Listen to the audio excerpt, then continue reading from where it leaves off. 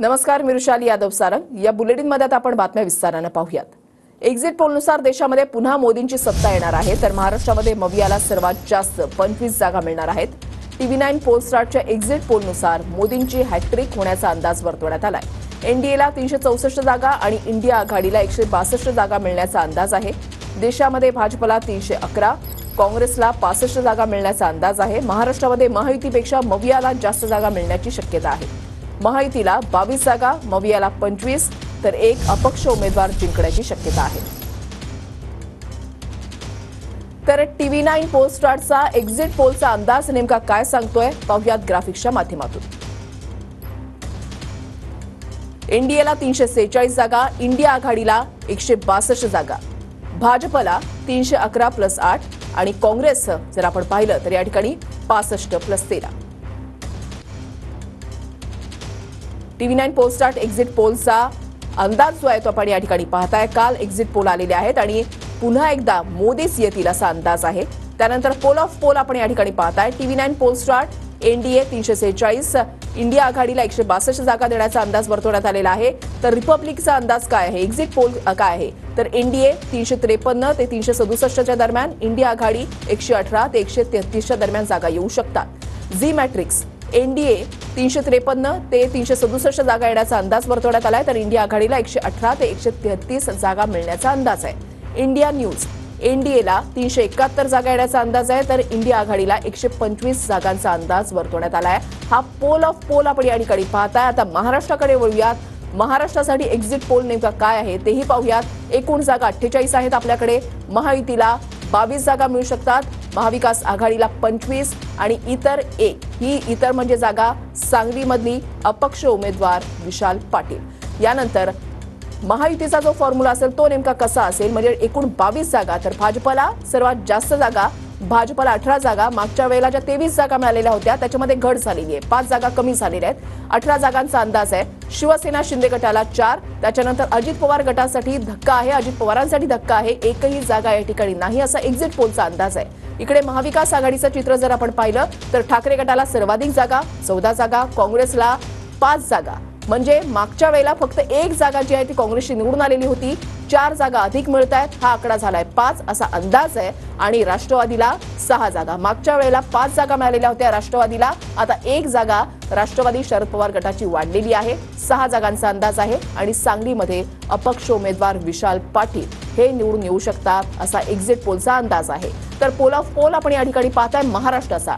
TV9 pole star Mahayuti 22, महाविकास आघाडी 25 आणि इतर 1। एबीपीसी वोटरचा exit पोलचा अंदाज काय आहे, तर महायुतीला 24 जागा मिळू शकतात, मवियाला 23, इतर 1। आणि न्यूज 24 चाणक्य यांचा एक्झिट पोलचा अंदाज काय आहे, तर महायुतीला 33, महाविकास आघाडीला 15 आणि इतरांना या ठिकाणी कुठल्याही प्रकारे संधी नाही। महायुतीला 33 जागा आणि महाविकास आघाडीला 15 जागा मिळू शकतात असा न्यूज 24 चाणक्यचा एक्झिट पोलचा अंदाज आहे। नागपूर नितीन गडकरी भाजप आघाडी, बारामती सुप्रिया सुळे राष्ट्रवादी शरद पवार गट आघाडी, बीड पंकजा मुंडे भाजप आघाडी, अहमदनगर निलेश लंके राष्ट्रवादी शरद पवार गट आघाडी, कोल्हापूर शाहू महाराज काँग्रेस आघाडी, चंद्रपूर प्रतिभा धानोरकर काँग्रेस आघाडी, जालना रावसाहेब दानवे भाजप आघाडी, सिंधुदुर्ग रत्नागिरी नारायण राणे भाजप आघाडी, कल्याण डोंबिवली श्रीकांत शिंदे शिंदे गट आघाडी, उत्तर मध्य मुंबई वर्षा गायकवाड काँग्रेस आघाडी, उत्तर पश्चिम मुंबई अमोल कीर्तिकर ठाकरे गट आघाडी, उत्तर मुंबई पियुष गोयल भाजप आघाडी, दक्षिण मुंबई अरविंद सावंत ठाकरे गट आघाडी, दक्षिण मध्य मुंबई राहुल शेवाळे ठाकरे गट आघाडी, ईशान्य मुंबई संजय दिना पाटील ठाकरे गट आघाडी, ठाणे राजन विचारे ठाकरे गट आघाडी, अमरावती नवनीत राणा भाजप आघाडी, छत्रपती संभाजीनगर चंद्रकांत खैरे ठाकरे गट आघाडी। माढा धैर्यशील मोहिते पाटील राष्ट्रवादी शरद पवार गट आघाडी। सोलापूर प्रणिती शिंदे काँग्रेस आघाडी। सातारा शशिकांत शिंदे राष्ट्रवादी शरद पवार गट आघाडी। अकोला अनुप धोत्रे भाजप आघाडी। यवतमाळ वाशिम संजय देशमुख ठाकरे गट आघाडी। शिरूर अमोल कोल्हे राष्ट्रवादी शरद पवार गट आघाडी। पुणे मुरलीधर मोहोळ भाजप आघाडी। वर्धा रामदास तडस भाजप आघाडी। गडचिरोली अशोक नेते भाजप आघाडी। भंडारा गोंदिया सुनील मेंढे भाजप आघाडी। रामटेक राजू पारवे शिंदे गट आघाडी। परभणी संजय जाधव ठाकरे गट आघाडी। नांदेड प्रताप चिखलीकर पाटील भाजप आघाडी। सांगली विशाल पाटील अपक्ष आघाडी। धाराशिव ओमराजे निंबाळकर ठाकरे गट आघाडी। नाशिक राजाभाऊ वाजे ठाकरे गट आघाडी। दिंडोरी भास्कर भगरे राष्ट्रवादी शरद पवार गट आघाडी।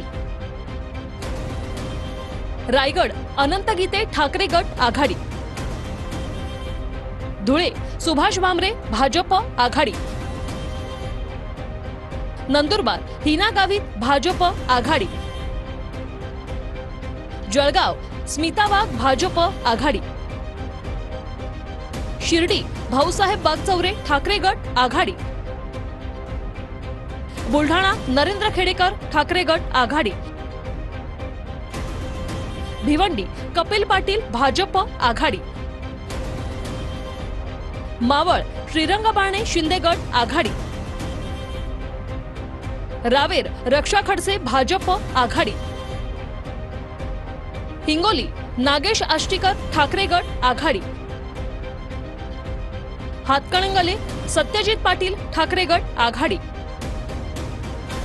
लातूर शिवाजीराव काळगे काँग्रेस आघाडी। पालघर हेमंत सावरा भाजप आघाडी।